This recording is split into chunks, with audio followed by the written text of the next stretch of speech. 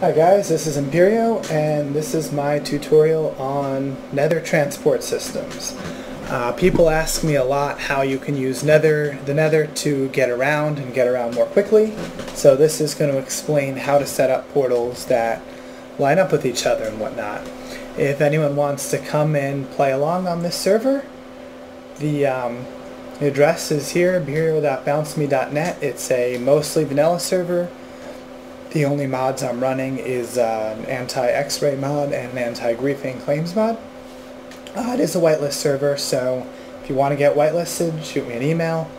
Here's my address, imperio@gmail.com. So it's a pretty well developed server. We have a nice little Nether transport system going on, which I will show you as example. The way the Nether works is every block you move in the Nether is 8 blocks in the overworld. So you're going to need to do a little bit of simple math, dividing and multiplying by 8, and you're going to have to use the debug menu, which if you don't know, hit Shift F3. It gives you a bunch of information. The ones we're worried about here are the X, Y, and Z coordinates. For those who are used to normal coordinates, it's a little different. Y is your elevation, not Z. So what happens, the first time you make another portal, you go ahead and you put it down, you put your obsidian down, you light it, and you go into the Nether, and it will create a new portal for you, where your Y coordinate is close to the same. It'll find a good place in the Nether to put you. Your X coordinate will be 1/8 of your current one, and your Z coordinate will be 1/8 of your current one. So just doing some quick head math here.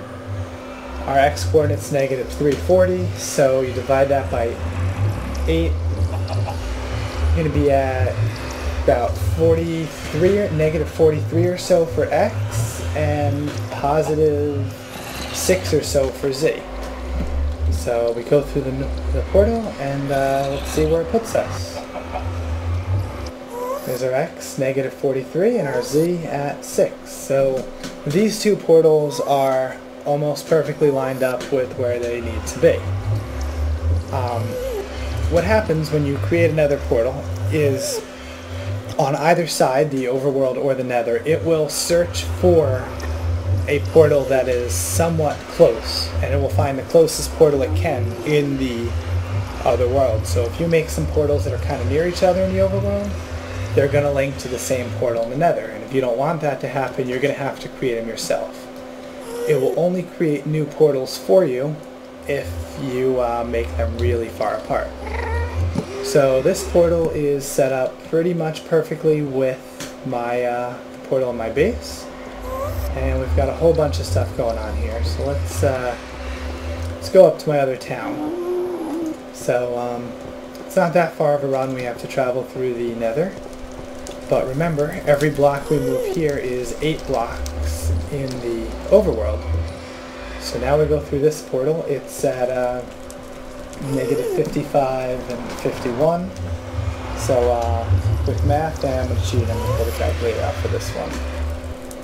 55 times 8, so it's going to be at about negative 440, and then Z is going to be about positive 410 or so. So it's a fair run from my base. Okay, it was a little under 400 for the Z, but it's pretty close, and it'll find the closest portal. We just traveled really far in the overworld without going very far in the Nether, just because we knew to make those two corresponding portals and divide by 8. Now the thing is, you're going to have to do the portal both in the overworld and the Nether for that to work, but it's great because you can cover some pretty extreme distances pretty quickly. So just to give you an example of how far we can go, let me get my bearings. This is Matt, one of the other guys in our server, went super far away. He's, I want to say, 2,000 away in one dimension and 3,000 away in the other. So it's really not some place you'd want to have to run on your own. So here's the start of his track.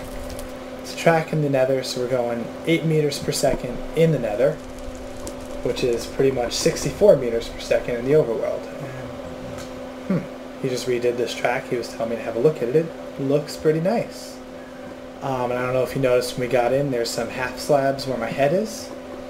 Reason being, in the Nether, a zombie pigman can spawn anywhere where the height is 2 or higher.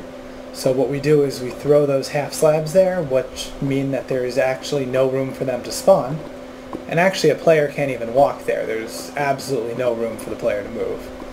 But because it's a transparent block, you can breathe in it, and because you're on a minecart, it will drag you through it. Because it only needs the track to follow. It doesn't care what's above you. Be careful you don't use a non-transparent block. If you were to use a full block, you will actually suffocate as you move through them, and it's not a pleasant experience. No one likes being dead. Sorry, there's a bit of lag going on. The combination of the high resolution that I want to have for the videos and Fraps just has some issues maintaining it. As I recall, we are almost there. Yep, and here is his Nether portal. So that was about a 1-minute trip. Not very long, not very hard. Not a big deal taking it. Let's look at our coordinates. All of a sudden we're at almost 1,700 and 3,400. That would not have been a pleasant trip to make if we had run the whole way. But because we use a Nether, it is a short, fast way to get around. Kind of interesting being able to see everything that's underground. Looks like there's an abandoned mine shaft back over there. That's what happens when you're running Fraps and high resolution.